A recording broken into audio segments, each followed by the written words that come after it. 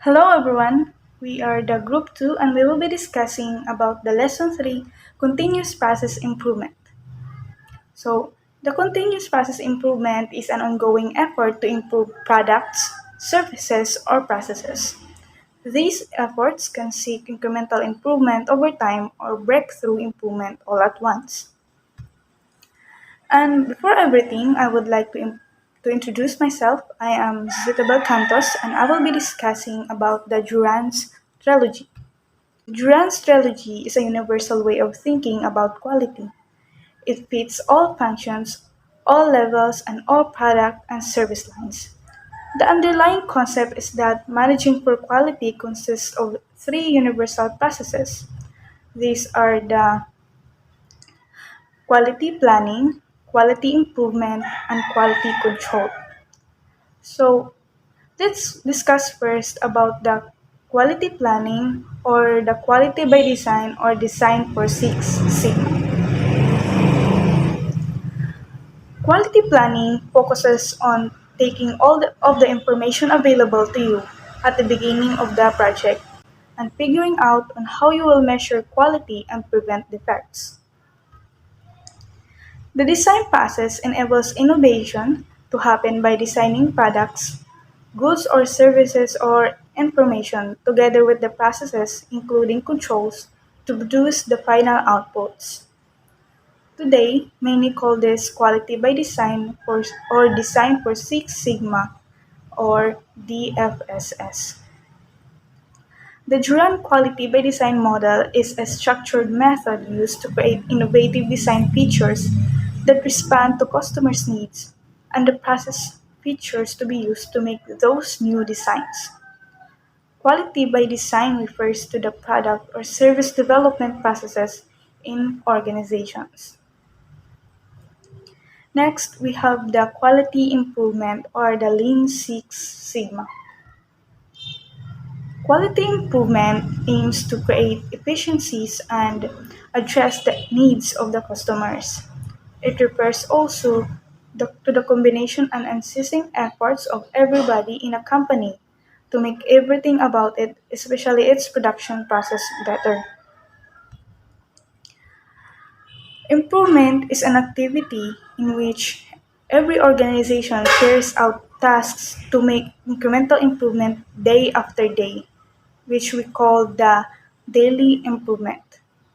It is also different from the breakthrough improvement because breakthrough improvement requires special methods and leadership to support in attaining the significant changes and results. It also refers from planning and control as it requires taking a step back to discover what may be preventing the current level of performance from meeting the needs of its customers. By focusing on attaining breakthrough improvement, leaders can create a system to increase the rate of improvement. By attaining just a few vital breakthroughs year after year, the organization can outperform its competitors and meet stakeholder needs. As used here, breakthrough means the organized creation of beneficial change and the attainment of unprecedented levels of performance. The synonyms are the quality improvement or the Six Sigma improvement. Breakthrough results in significant cost reduction, customer satisfaction, enhancement, and superior results that will satisfy stakeholders. Lastly, we have the quality control or the process control and regulatory. Quality control is a procedure or set of procedures intended to ensure that a manufactured product or performed services adhere to a defined set of quality criteria or meets the requirements of the client or customer. Compliance or quality control is the third universal process in the Juran trilogy. The term control of quality emerged early in the 20th century. The concept was to broaden the approach to achieving quality, from the then prevailing after the fact inspection, which is the detection control, to what we call prevention or the proactive control. For a few decades, the word control had a broad meaning, which included the concept of quality planning. Then came events that narrowed the meaning of quality of control. The statistical quality control movement gave the impression that the quality control consisted of using statistical methods, while the reliability movement claimed that quality control applied only to quality at the time of test but not during the service life. Today, the term quality control often means quality control and compliance.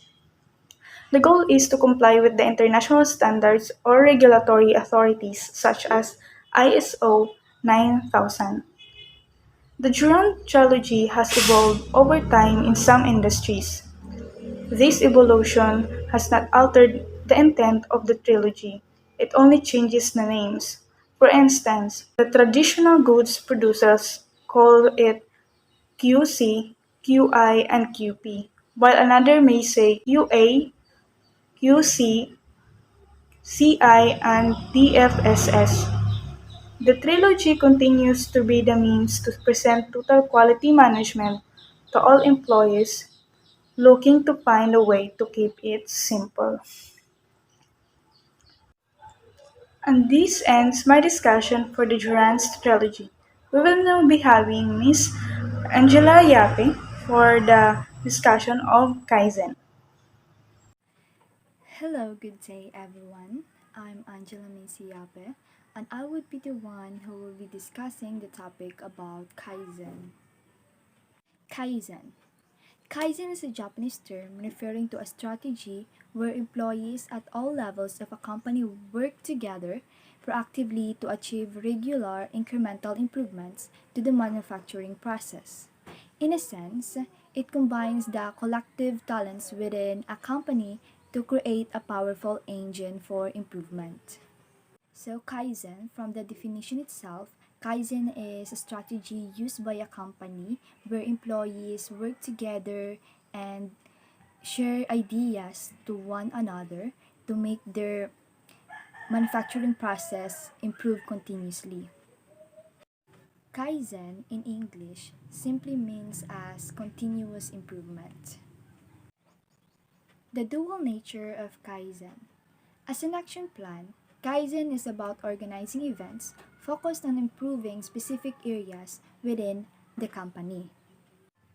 Kaizen as an action plan is through a consistent and sustained program of successful Kaizen events, and it empowers employees to think differently about their work.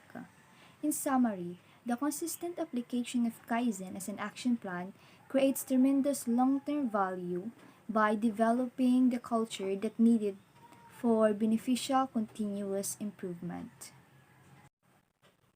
As a philosophy, Kaizen is about building a culture where all employees are actively engaged in suggesting and implementing improvements to the company. Some of the key objectives of Kaizen philosophy include quality control, just-in-time delivery, standardized work, the use of efficient equipment, and the elimination of waste. The overall goal of Kaizen is to make small changes over a period of time to create improvements within a company. That doesn't mean alterations happen slowly. It simply recognizes that small changes now can have huge impacts in the future. Improvements can come from any employee at any time. The idea is that everyone has a stake in the company's success and everyone should strive at all times to make the business model better. Kaizen works hand in hand with standardized work. Standardized work captures the current best practices for a process, and Kaizen aims to find improvements for those processes. Kaizen events. A typical Kaizen event goes something like this. Set goals and provide any necessary background. Review the current state and develop plan for improvements. Implement improvements. Review and fix what doesn't work and report results, and determine any follow-up items. The above type of cycle is frequently referred to as PDCA, or Plan, Do, Check, and Act. PDCA brings a scientific approach to making improvements. Plan is to develop a hypothesis. The plan portion includes mapping out the changes so that everyone knows what to expect when teams try to solve a problem. Do is to run experiment. The do means implementing the best solution to the problem. Check is to evaluate result. The check step involves evaluating the solution to the problem to see if it works. The act is to refine your experiment, then start a new cycle. When a company performs the act stage, it determines whether or not the solution should become a company standard or if it needs further changes. If managers decide to implement more changes, Kaizen goes back to the plan step and the process starts over. Kaizen philosophy. Interestingly, Kaizen as an action plan is exactly what developed Kaizen as a philosophy.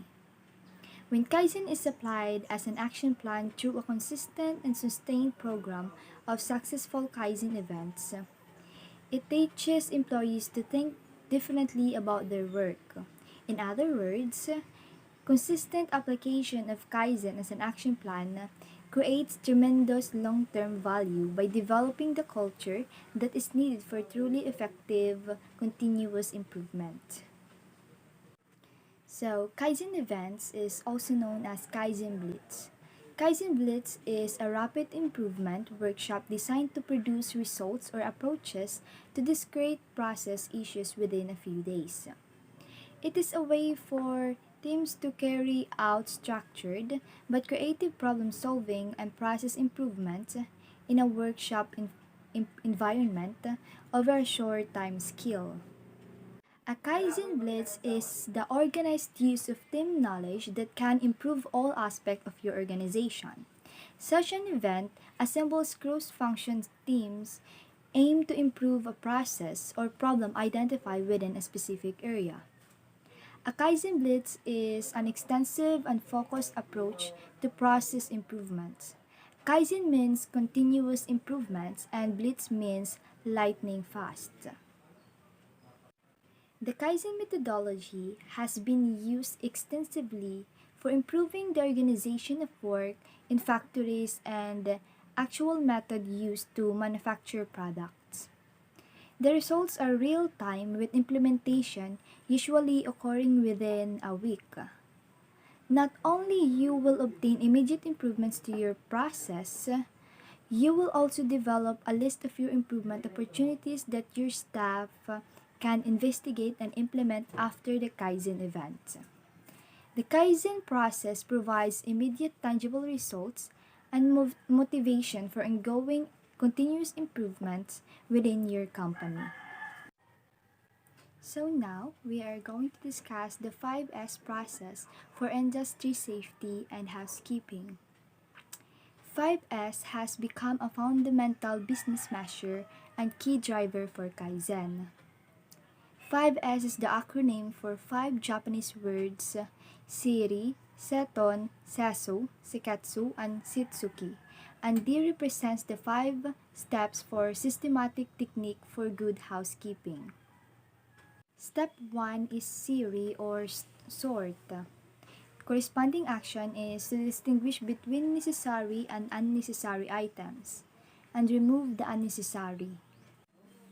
The first step means that we are going to sort through materials, keeping only the essential items needed to complete task. This action involves on going through all the contents of workplace to determine which are needed and which can be removed. Everything that is not used to complete a work process should leave the work area. The step 2 is set on or set in order. Corresponding action is to enforce the dictum, a place for everything in its place. In step 2, we are to ensure that all items are organized and each item has designated place. Organize all the items left in the workplace in a logical way so they make tasks easier for workers to complete. This often involves placing items in ergonomic locations where people will not need to bend or make extra movements to reach them. Then step 3 is CISO or shine. Corresponding action is Corresponding action is to clean up the workplace and look for ways to keep it clean. In step 3, we need proactive efforts to keep workplace areas clean and orderly to ensure purpose-driven work. This means cleaning and maintaining the newly organized workplace. It can involve routine tasks such as mopping, dusting, etc., or in performing maintenance on machinery, tools, and other equipment. So, step 4 is seketsu or standardized. Corresponding action is to maintain and monitor adherence to the first 3 steps. In step 4, we are to create a set of standards for both organization and process. In essence, this is where you take the first 3 S and make rules for how and when this task will be performed. These standards can involve schedules, charts, lists, etc. And lastly, step 5, which is Sitsuki or sustain. Corresponding action is to follow the rule to keep the workplace 5 is right. Hold the gain. In step 5, we are to sustain new practices and conduct audits to maintain discipline. This means the previous 4S must be continued over time. This is achieved by developing a sense of self-discipline in employees who will participate in 5S. So the Kaizen 5S framework looks something like this. The first step is sort, second, set in order, and then shine and standardized, and in the middle point, which is the sustain, which is the step 5.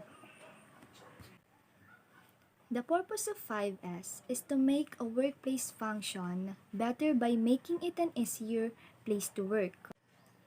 When used correctly, 5S ultimately makes processes safer and more efficient. 5S is a systematic form of visual management utilizing everything from floor tape to operation manuals. It is not just about cleanliness or organization. It is also about maximizing efficiency and profit. 5S is a framework that emphasizes the use of a specific mindset and tools to create efficiency and value. It involves observing, analyzing, collaborating, and searching for waste, and also involves the practice of removing waste. The general concept of 5S is that they are intended to eliminate waste. Working in disorder is neither productive nor safe. 5S is a simple and practical method to instill a quality culture at the workplace. It is relatively easy to undertake and requires minimal additional resources. The first and small investment made in time and effort pays off in a much bigger manner when the results are realized and maintained. These are the benefits of implementing the 5S in the workplace. First is the workplace become cleaner, safer, well organized, and more pleasant. floor space utilization is improved. Workflow becomes smoother and more systematic, and non-value added activities are reduced. Time for searching tools, materials, and document is minimized. Breakdowns are reduced since clean and well-maintained equipment breaks down less frequently, and it also becomes easier to diagnose and repair before breakdowns occur, therefore extending equipment life. Errors are minimized, leading to making defect-free products. Consumables and material wastage are minimized. The morale and satisfaction of employees improves, and the productivity of the organization improves together with the quality of products and services. Now, let's talk about lean management, its philosophy and culture. So, what is lean management? Lean is a culture of continuous improvement practiced at every level of the organization and by every team. It is a culture of teamwork, shared responsibility, and ownership that cuts through every organization's wall. It is the application of the scientific method of experimentation and study of work processes and systems to find improvements. It is the elimination of waste in all its form. It is the ability to distinguish between the work that actually adds value for the customer and work that does not. Lean is respect for people. It is respect for the voice of your customer, and it is respect for those who do the work. For those who do the work on the spot and are therefore the world's greatest expert in their work. Lean is a work environment that assures the quality and safety of all work for both customers and staff. It focuses on improving the work process and not on blaming people or creating fear. Lean is a culture that returns the joy to work. Lean is a flow. Lean is an interruption free process that flows from beginning to end without interruption. Lean management is a business methodology used by organizations that is designed to increase quality and efficiency by eliminating waste like time, money, and effort. So basically, lean management aims or is about maximizing quality or the customer value by eliminating or minimizing waste. The essence of lean is continuous improvement. Lean management is an approach to managing an organization that supports the concept of continuous improvement. It is a long term approach to work that systematically seeks to achieve small changes in processes in order to improve efficiency and quality. So lean management is the elimination of waste, but more importantly, lean is continuous improvement in all work processes that actually aims to make small changes in its processes or systems in order to achieve that efficiency which is needed.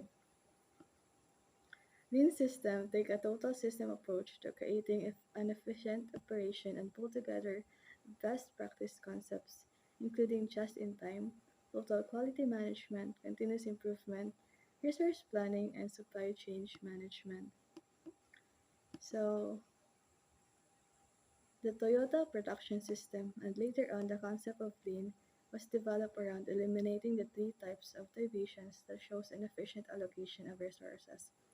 So actually, lean management was based on the Toyota production system, which was developed by considering and eliminating the inefficient allocation of resources or waste, which are the TMs or MUs.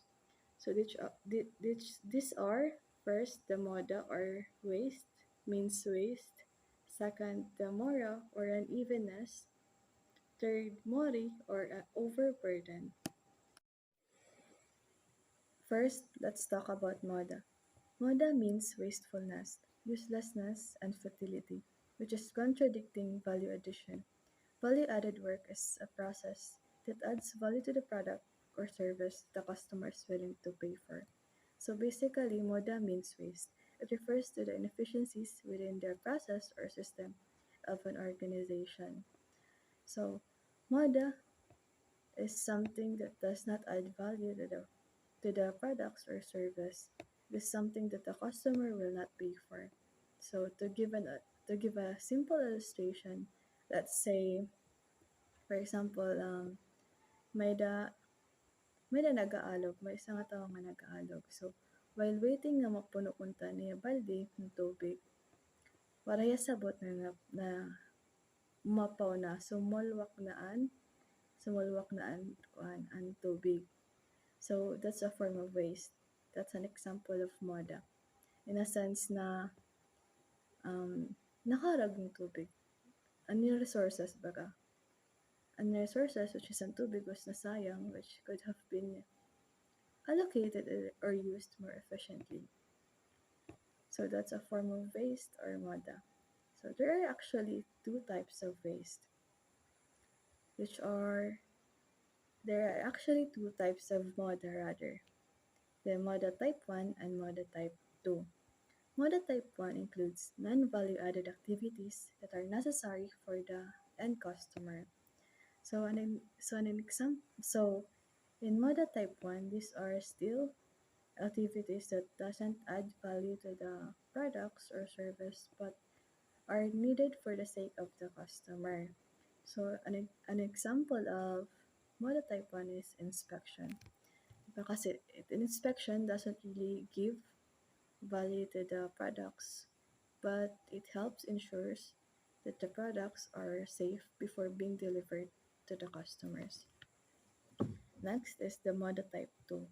MUDA type 2 includes non-value added activities that are unnecessary for the customers. So MUDA type 2 is the opposite of MUDA type 1.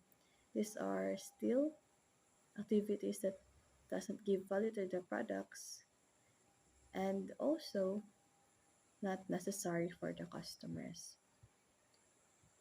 So next we have waste is the enemy of lean principles. In nearly every organization, some portion of activities and time in business do not add value. The goal of lean management is to root out these activities and quickly eliminate them. So under MUDA type 2, we have the 7 industrial waste. These 7 industrial wastes are the examples of MUDA type 2. So first is the transportation or the movement either physically or electronically of a customer transaction which consumes resources and cost but is not required to satisfy the customer. Overproduction refers to doing activities earlier than necessary, typically leads to accumulated work process, work in process. Next is overprocessing. Excess activity or steps that do not add value to the service or product for the end customer. Then inventory. Inventory refers to build-up queues and transactions which have not been completed to the customer's specifications. Waiting. Waiting refers to people and transactions idle to work imbalances, defects, or other root causes. Defects refers to work performed incorrectly that must ultimately be accurate in order to create value. Motion refers to unnecessary human movement required to complete a transaction or a customer request.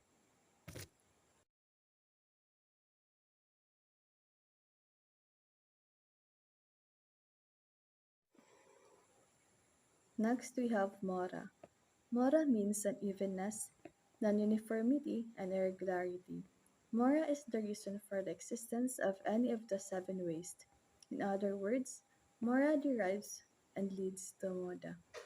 MURA can be avoided through the just-in-time Kanban systems and other pull-based strategies that limits overproduction and excess inventory. So, MURA means unevenness or imbalance. So, to give another illustration, a simple illustration, di ba natin kanina example was nag-aalog. So, let's say, humanaya magtiro kan humanaya magtiro kan tubig. And now it's time na alsa na niya, buhaton na niya ang balde. However, in those balde, in those balde, let's say, ano sa na balde puno, at ano sa na makatungaan ng tubig. So, di ba, imbalance, yeah. So, it it leads to waste, to MUDA, kasi, di ba, nasa puno, to sa nasa dere. So, matano sa nga, katungala, parang nagkamaydaan din MUDA or waste. Kasi, it could have been filled talaga nga puno, and not just tungala. So, may nasayang nga space nga to, may nasayang na allocation dapat han water nga to. Masasayang liwat ang time, magbinalik-balik hiya. So, there. Imbalance, nag-cause hin MUDA, hin waste. So, meaning, MURA leads to MUDA. MURI means overburden, beyond one's power, excessiveness, impossible, or unreasonableness. MURI can result from MURA, and in some cases be caused by excessive removal of MUDA from the process. Standardized work can help avoid MURI by designing the work process to evenly distribute the workload and not overburden any particular employee or equipment. MURI means overburden, or pag sobra, like kasobrahan na. So this can actually be applied not only to people, but also to equipment. Not only to employees, but also to machines and equipments. So to relate na mga example kanina, let's say, this time, parag-alog ang nag-aasang tubig, nag-attempt siya mag-asahin upat ka balde. Nagduha-duhat kada sa nga kamot. And obviously, that's more than he can afford, di ba? So, para tiya makakaya. And that's an example of MURI. Yung overburden niya sarili pag malakas sa hanapat nga balde. And that can actually result to MUDA, waste. Waste in a sense na, since di man ato niya kaya, dakan possibility, dakan chance na makaraglan niya ng tubig. And that would lead to waste. And at the same time, it can also be caused by MUDA. In a sense na, what pushed him to, nag-push siya para magdarahin. So, ganito ko daw mga balde was because karag niya mag-maximize na laktanan para dirin niya pinalik-balik or dirin niya sa autorohin kuan yan balde. So, iya maximize kinupat na niya tibay. So, di ba, it can be caused and result to MUDA. And in some cases, it can also be caused by MURA or unevenness. In a different example naman, like, di ba, in a workplace, pag nasusobrahan net workload ito sa employee, pag uneven net workload ito sa employee, so that leads to MURI na overburden ito sa employee from the workload na diri niya kaya i-handle. So, that will also lead to waste, in a sense na what would be the result of being overburdened na isang employee, di ba? That can result to sickness, which will lead him to be absent from work, and that will be a waste in the organization's part. So, di ba, from here in our discussion, na natatakot na natin a bit, hintala it relationship between the three M's, the MUDA, MURI, and MURA. But actually, this topic will be elaborated more. Thank you, Ms. Rhonna. Hello everyone, this is Khrestine Elejido, and I will be tackling about the relationship between MUDA, MURA, and MURI that has been mentioned earlier. So this is just a continuation. So our work is nothing but a series of activities connected in processes, starting with raw materials and ending with finished products or services. So MUDA, MURA, and MURI are related to taking time, which take time is the maximum amount of time in which products need to be produced to satisfy a customer's demand. So the main thinking is about waste search and elimination. It means we have to identify MUDA, MURA, and MURI that are present in our organization. So let us have a review. What are the three MUs? The MUDA, MURA, and MURI. So the MUDA means waste. We can identify 7 waste categories to eliminate in the workplace. MURA means imbalanced. It means all the irregularity, the lack of uniformity. And overload, MURI means overload. It means the excesses that occur when we ask a person or machine to do more than it can do. Okay, so sorry, change of location lang tayo no due to power interruption. But going back, let us take a look at this picture that I took from the module. So this first figure, the first option is to load one truck with all 6 tones and make a single trip. So this is considered as MURI due to overburden that may lead to breakdown.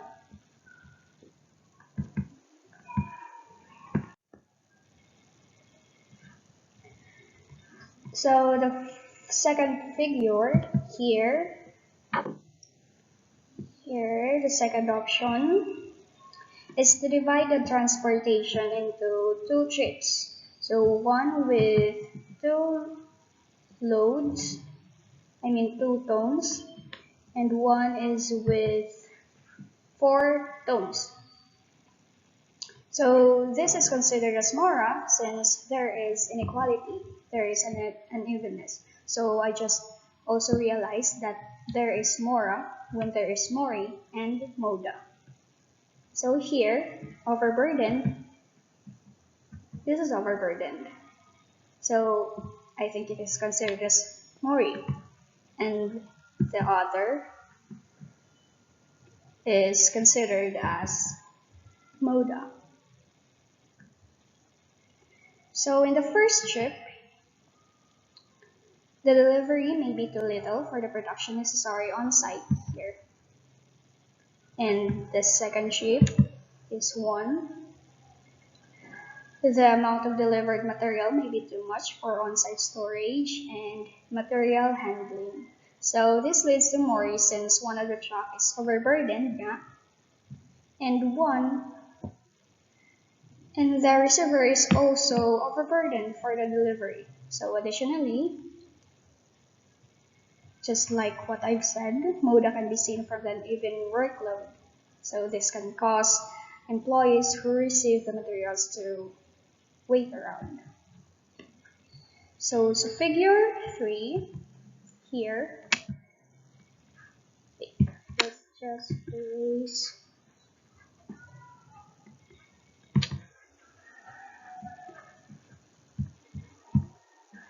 So figure 3,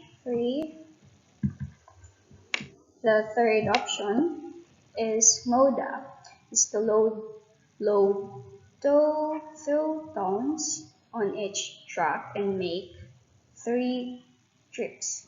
So even though this option has no MURA and MURI, it has MUDA since the truck would not be fully loaded on each trip. So each truck can carry up 3 tons of materials, and this option makes a waste or unnecessary trip. So the last one, figure 4, the fourth option, no MURI, MURA, and MUDI is to deliver the materials with,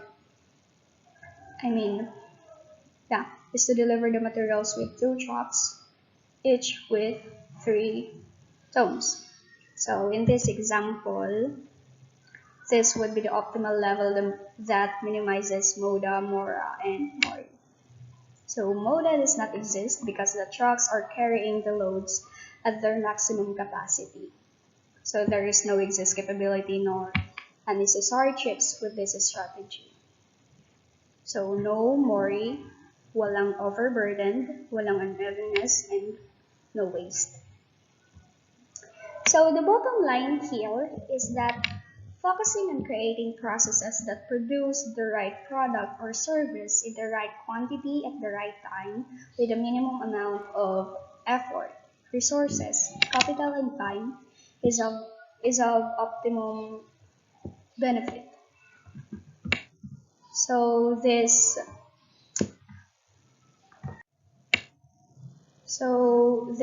enter the lean management. This enters lean management. So the 3MU's diagnostic tool can be used both the planning and execution stages to improve the quality of performance. So let's explain with some possible uses. So here are what we should not do using MUDA principle. So first, assigning work without matching relevant experience and skills to the task needs. Sorry, this should be task needs. Assigning work without matching relevant experience and skills to the task needs. Second, designing new tools and templates rather than looking for possibilities of using available tools. Third, assigning more resources than the effort of requirements or work needs. Number 4, assigning assignments and gathering work to someone with no knowledge or prior experience on similar projects. Number 5, asking a new team member to work on creating WBS, activity definition and sequencing, and resource estimations. Number 6, taking a tick box approach to assigning resources to roles. Number 7, only involving a few selected team members in risk and quality management and not involving the entire team. So in MURA principle, here are the things that we should do. So number 1, setting project norms and behavior requirements at the start of the project and diligently making sure that all team members know them and abide by them. Number 2, having clearly delineated reporting relationships, roles, and responsibilities. Number 3, using project dashboard and charts to monitor work on a regular basis. And 4, having workflow charts displayed at a prominent location for clarity of understanding. Number 5, having troubleshooting and escalating procedures worked out and disseminated among the team members for their use in case of any potential situations.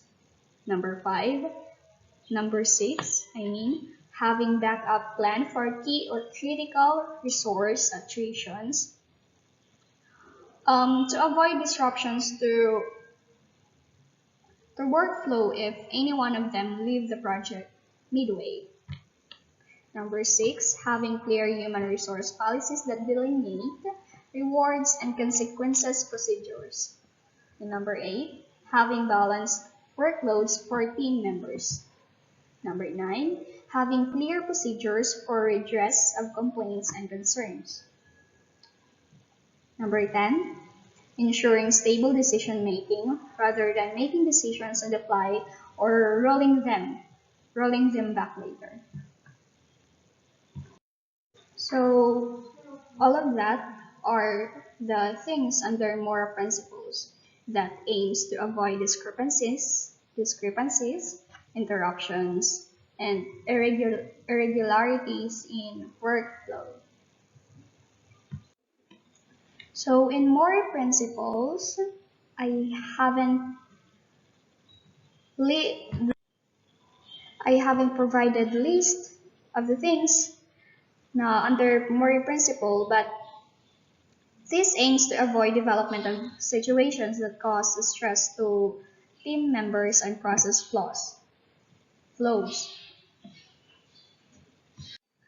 So, ayun, looking at the above list, looking at the list that I presented for how three MUs, the MUDA, MURA, and MURI, can be potentially used in management and decision-making aspects of project management.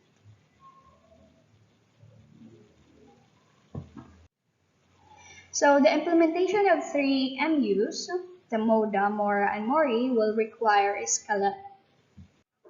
scalable leadership qualities, experience of dealing with situation, and earning commitment from team members.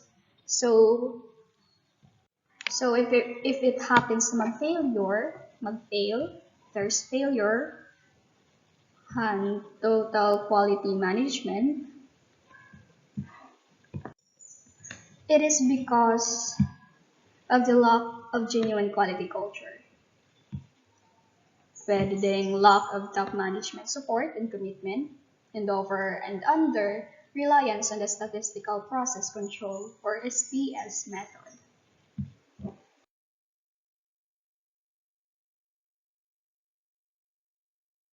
And etc. There are a lot of causes, but what I've mentioned are just the common. So that would be all. Thank you for listening. This is Group 2. Thank you and good day.